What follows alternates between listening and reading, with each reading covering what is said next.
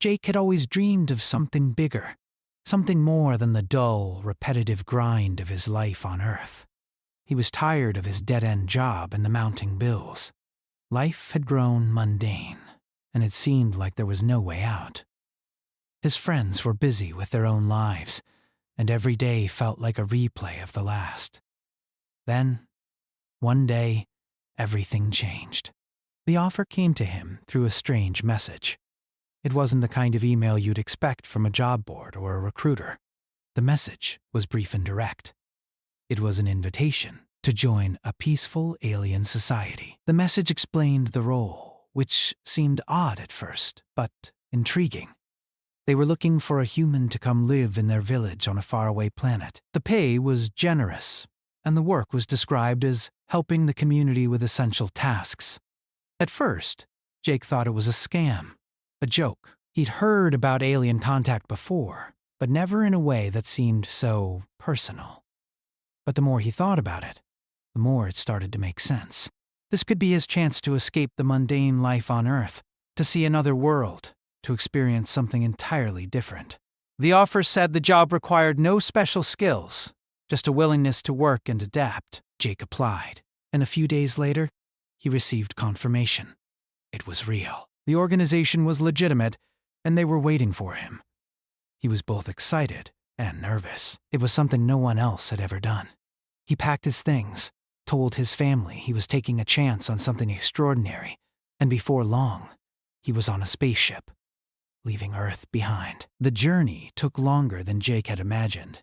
He spent most of the time in a sleep chamber, keeping his mind active with books and movies, trying to block out the strange feeling of isolation. The excitement had faded slightly, replaced by a growing curiosity. What was this alien village really like? Why would they want a human for such a simple task? There were many unanswered questions. When the ship finally landed, Jake could hardly believe his eyes. The village was unlike anything he had ever seen. Towering structures made of materials that didn't exist on Earth gleamed in the sun. The air was fresh, tinged with a fragrance he couldn't quite place, and the sky was a deep blue that seemed to stretch on forever. The planet was vast and strange, but oddly beautiful.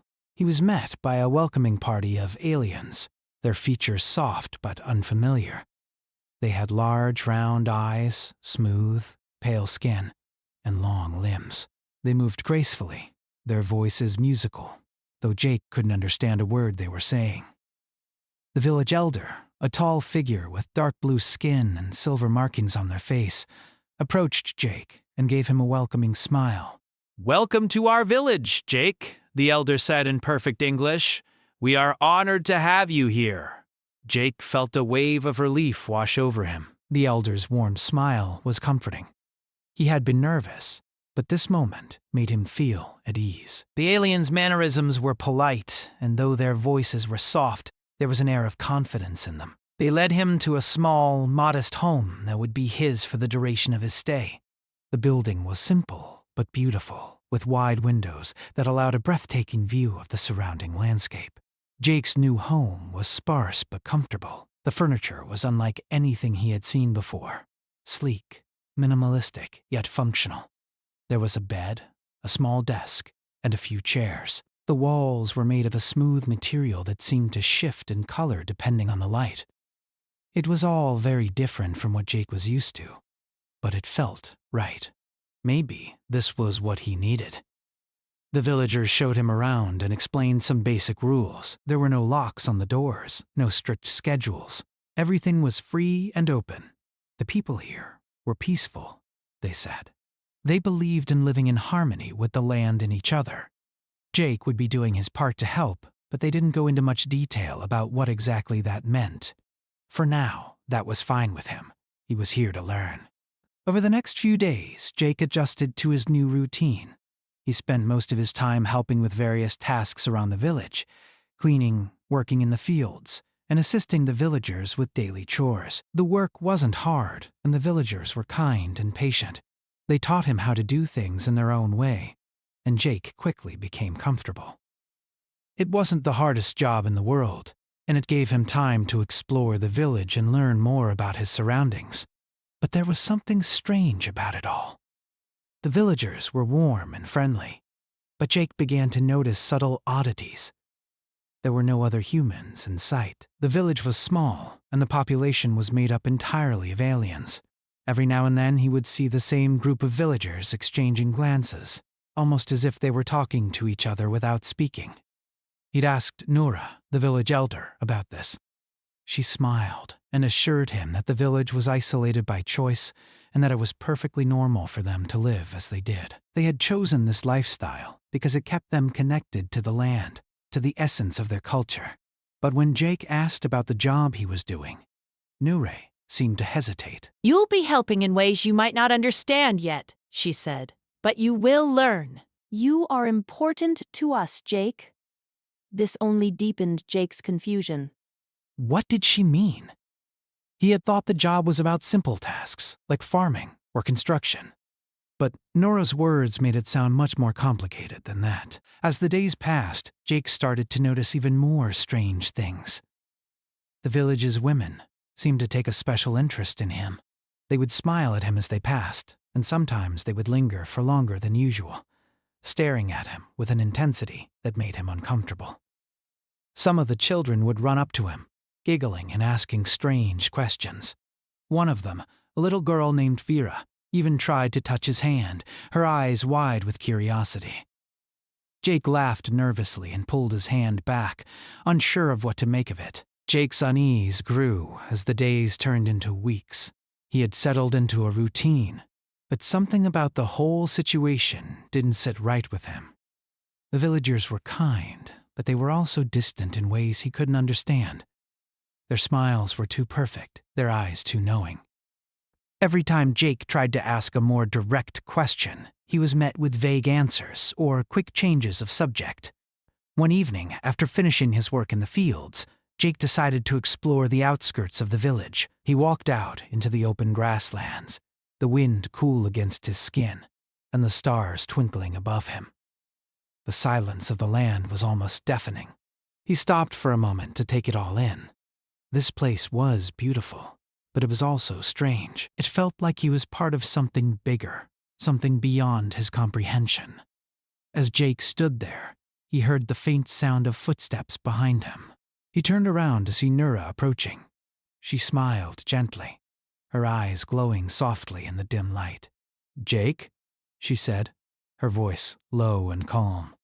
"There are things you need to understand." Jake frowned. "What do you mean? What is this place? Why did you bring me here?" Nora's gaze softened. She looked as though she was weighing her words carefully. "You are here to help us, Jake," she said, "in ways you may not yet understand." "You will learn soon enough, but know this. What we ask of you is important, and your presence here is a gift. We trust you." The unease in Jake's chest grew heavier. He had heard those words before, but they didn't offer the comfort he had hoped for. There was something hidden in them, something unspoken. As Nora walked away, Jake was left standing in the moonlight, his mind racing. What was going on in this village? Why had they brought him here? And most importantly, what kind of job had he signed up for? Jake's nights grew increasingly restless as the days passed. The village, which had once seemed peaceful and full of promise, was now weighed down with strange feelings. Something felt off, but he couldn't quite put his finger on it.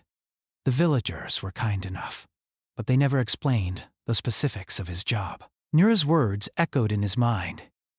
"You'll help us in ways you may not understand yet." He woke up one morning with the sun high in the sky, casting its warm light over the village. He had gotten used to the strange rhythm of life here. Every day he worked side by side with the villagers, performing tasks that seemed to be endless but simple enough. He worked in the fields, helping to harvest crops that looked unlike anything he had ever seen before. The soil felt soft beneath his hands, and the air smelled fresh, but there was always a quiet tension hanging in the background. The villagers rarely talked about their past, and they seemed to avoid the topic of human history altogether. Jake had tried asking about their culture and how they lived before the settlement. The answers were always vague, always shifting, like they were guarding something. Whenever he asked more specific questions about his role, Nora would just smile softly and say, "Patience, Jake. It will become clear." The women in the village were always present. It wasn't that they did anything strange, but it was the way they looked at him. They would glance his way with knowing eyes, and it made him feel like an object of some kind. There was an intensity in their gaze, a quiet curiosity that bordered on something more. It was like they were studying him, trying to understand him in ways that didn't make sense. He had tried not to let it bother him, but after a while, it became hard to ignore. He had a particular encounter with one of the women, Lyra, who had been especially attentive to him. She was tall, with silver hair that shimmered in the sunlight, and skin that was almost translucent. Her eyes were a striking shade of violet, and every time she looked at him, it was as if she was reading his thoughts. There was something calming about her presence, but it also made Jake uncomfortable. He couldn't explain why, but the way she watched him left him unsettled. One day, while they worked together in the fields, Jake noticed that Lyra was standing a little too close. He tried to move away, but she followed him, her gaze locked on his. She didn't speak, but her silence was heavier than words. "What's going on, Lyra?" Jake finally asked, his voice tight. Lyra tilted her head, her expression unreadable. "It is natural, Jake. We all have our parts to play." She reached out and touched his arm gently. "Yours is important."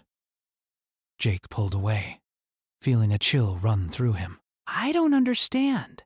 What do you mean by that?" Lyra smiled softly, but didn't answer.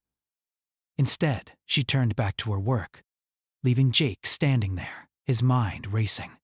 As the days went by, Jake found it harder to shake off the feeling that he was missing something crucial. The village was peaceful, but there was a quiet undercurrent that made him feel like he was being watched. He began to notice how the villagers seemed to know everything about him, his likes, his dislikes, even the smallest details of his life on Earth. But when it came to their own lives, they remained distant, closed off. The longer he stayed, the more it felt like he was a stranger in a world that wasn't his own. Then one night, things took a turn.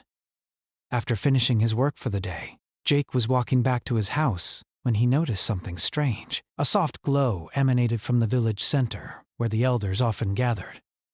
Curious, he approached quietly, careful not to draw attention. He had no real reason to be there, but something compelled him to investigate. As he drew closer, he saw a group of villagers standing around a large circular structure made of smooth, glowing stones. The structure looked ancient, like it had been there for centuries. At the center of the circle was Nura, her arms raised high, her voice chanting softly in a language Jake couldn't understand. The villagers stood in a trance-like state, their eyes focused on her every word. Jake felt a strange pull, as if the energy of the ritual was reaching out to him. He couldn't tear his eyes away from Nura. There was something hypnotic about the scene, something that made his heart race. He wanted to leave, to turn around and walk away, but his feet wouldn't move. His body was frozen in place, as if something was holding him there, against his will. Nura's voice grew louder, her words more intense. As she chanted, the glowing stones began to pulse with an otherworldly light. The air around him crackled, and Jake felt a sudden surge of energy rush through his body, overwhelming his senses. It was as if the energy from the stones was flowing directly into him. Just as suddenly, the energy stopped. The pulsing of the stones faded, and the villagers slowly began to disperse, returning to their homes as if nothing had happened. Jake stood there, breathing heavily, his mind reeling. He couldn't understand what he had just witnessed. It was like he had been part of something far bigger than himself, something that didn't make sense. The next day, Nora approached him with a knowing smile. "You felt it, didn't you?" she asked. Jake's heart raced as he tried to process what had happened. "What was that? What did I just see?" Nora didn't answer immediately. Instead, she simply placed a hand on his shoulder. "It's not yet time for you to understand, Jake, but soon you will." Trust me. Jake wanted to protest, to demand answers, but something in Nura's voice made him hesitate. He wasn't sure why, but he felt like there was no point in questioning it further. She had said everything would become clear in time, and for some reason, he believed her. It was as if a part of him trusted her completely, even if his mind was screaming for answers. Over the next few days, Jake's sense of unease grew. His dreams were filled with strange visions, images of the glowing stones, of Nura's chanting, of the villagers watching him with those strange, knowing eyes. He woke up every morning feeling disoriented, like he had been part of something he couldn't remember. Lyra continued to watch him closely, always appearing at the most unexpected times. Her presence had become constant, almost overwhelming. Jake started to avoid her, but it was impossible. No matter where he went, she was always there, her eyes following him, her smile never wavering. Finally, one evening, as Jake was walking by the edge of the village, he saw her waiting for him. She was standing by a small pond, her silver hair flowing gently in the wind. She didn't speak at first, but when Jake came close, she turned to face him. You're still confused, aren't you? Lyra asked softly. Jake nodded, his heart pounding. I don't understand any of this. Why am I here? What do you want from me? Lyra's gaze softened, and for the first time she seemed almost sympathetic. You have been chosen, Jake. Chosen for a purpose you can't yet understand. What purpose? What do you mean? Jake demanded. Lyra took a step closer, her voice gentle. You're here to help us, Jake. You are important to us. You always have been. Jake took a step back, feeling his breath quicken. What kind of help? What are you asking me to do? Lyra smiled again, her eyes glowing faintly in the moonlight. You will understand soon enough. It's in your nature to help. You've always been here for us, even before you knew it. Jake's heart raced as he looked at her, trying to make sense of her words, but nothing about this made sense. He was just a simple man, a worker. He wasn't some chosen savior. He didn't know how to fix their problems. But Lyra was right about one thing. He had been chosen. He had been brought here for a reason. And whether he understood it or not, he was now part of something that went far beyond anything he had ever imagined.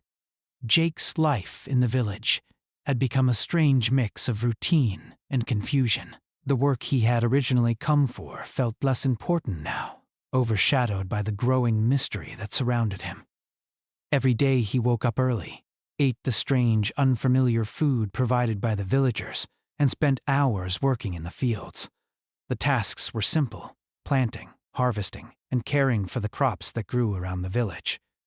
But despite the peace and tranquility of the surroundings, Jake could never shake the feeling that he was part of something much bigger than himself. The villagers continued to be kind, but distant, in a way that Jake couldn't understand. Their smiles were always warm, but their eyes seemed to hold secrets, and they never offered any real explanations. Jake had begun to ask fewer questions, feeling that the answers might only confuse him more. He began to wonder if they had all agreed to keep their true purpose a secret from him. One morning, Jake woke with a sense of unease, as if something had shifted overnight. He couldn't pinpoint what it was, but the air in the village seemed heavier, the sky a little darker, and even the sounds of the wind seemed quieter. As he made his way to the central square, he saw the villagers gathered in small groups, whispering to one another. There was an energy in the air, an undercurrent of tension that Jake couldn't ignore. Good morning, Jake, a voice called from behind him. It was Lyra. She was standing with a few other women, and they all smiled at him. But there was something different in their expressions today, something more intense. Morning, Lyra, Jake replied, trying to ignore the flutter of nerves in his chest. Is something going on? You all seem different today. Lyra's smile remained, but her eyes were filled with something Jake couldn't place. We've been waiting for this day, Jake, she said softly. It's time. Jake frowned, not understanding. Time for what? Before Lyra could answer, Nora appeared, walking toward them with her usual calm demeanor. Her eyes met Jake's, and for the first time he noticed a flicker of something in them, a mixture of anticipation and something else, something darker. Jake, Nora said in her soothing voice. Come with me. It's time for you to learn more about your role here. Jake hesitated. He had been waiting for this moment, the moment when everything would make sense. But now, with the villagers watching him so intently, he felt a cold shiver run down his spine. He had been told that his purpose would become clear, but no one had ever explained exactly what that purpose was. Follow me, Nora said again, her voice gentle but firm. With no other choice, Jake followed her, his heart racing with every step. As they walked through the village, he noticed the usual sounds. The laughter of children, the rustle of the wind through the trees, had all fallen silent. The villagers didn't speak to him now. They only watched as he passed, their eyes full of quiet expectation. Nora led him to the outskirts of the village, to a small clearing that Jake had never visited before. The ground here was soft and uneven, with tall grass swaying gently in the breeze. In the center of the clearing stood a large stone structure, unlike anything Jake had seen before. It was circular, with intricate carvings etched into its surface, glowing faintly in the dim light of the afternoon. This is where it all begins, Nora said, her voice barely more than a whisper. Jake looked at her, confusion still clouding his mind. What is this place?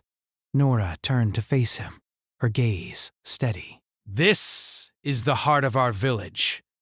This is where we bring our future into being.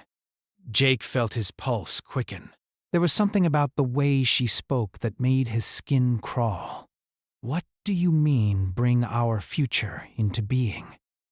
What's going on here, Nora? Nora's expression softened, but there was no warmth in her eyes now. You've been brought here to help us, Jake. You are part of our plan, whether you understand it or not. You've always been part of it. And now it's time for you to fulfill your role. Jake took a step back, his mind racing. I came here for a job, Nora. A simple job. This is something else. I don't understand. What do you want me to do? Nora smiled, but it was not the friendly smile Jake had seen so many times before. This smile was cold, almost knowing. You've been chosen to help us ensure our future. You see, Jake, we are not like humans. We do not reproduce the way you do. Our species has been struggling with infertility for centuries, and we've searched the galaxy for a solution. And then, we found you. Jake's head spun. Me? What do you mean you found me? Nora stepped closer, her voice low and calming. We've been watching you, Jake. We've seen your potential. Your DNA, your genetic makeup. It's perfect for us. It's the key to our survival. Jake stumbled backward, his heart pounding in his chest. What are you saying? Are you telling me that you brought me here to... Yes? Nora interrupted, her voice firm. You are here to help us repopulate. Your genes, your DNA, are what we need to continue our existence.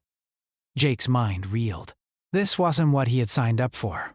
He had come here for a job, a simple task. But now, he realized, this was far more complicated than he could have ever imagined. His thoughts flashed back to the way the villagers had watched him, the strange intensity in their gazes, and Lyra, her persistent presence in his life, her silence when he had asked questions. You want me to... Jake couldn't finish the sentence. He couldn't say the words out loud. He couldn't believe it. Nora nodded, as though the answer was obvious. Yes, Jake. You are here to father our children, to ensure our species survives. Jake's stomach turned. His mind was clouded with disbelief, but deep down, he knew she wasn't lying. This wasn't some twisted joke. This was real.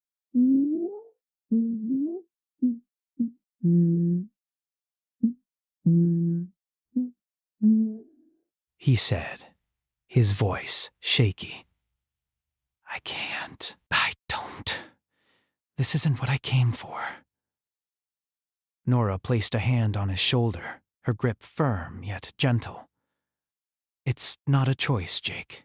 It never was. You were chosen for this role because you are the only one who can help us. We cannot survive without you. Jake pulled away from her touch, his chest tightening. He felt trapped, cornered. His mind raced, trying to find a way out, but all he saw were walls closing in on him. He had come here seeking a new life, a chance to escape the humdrum of Earth. But now, he was part of a plan he didn't understand, and it seemed there was no way out. He looked around, as though searching for something, anything, that might help him understand what had gone wrong. The villagers stood at the edge of the clearing, watching silently, waiting for him to accept his fate. Lyra was among them, her gaze fixed on him.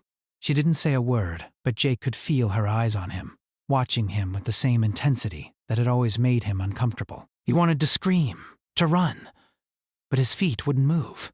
His body felt like it was made of stone, frozen in place. You will understand soon, Jake, Nura said softly. This is our way, and now it is your way too. Jake shook his head, trying to clear the fog in his mind. He had to think. He had to get out of here. But the longer he stood there, the more he realized that escaping might not be possible. He was trapped in a world that wasn't his own, and the role they had given him wasn't something he could walk away from.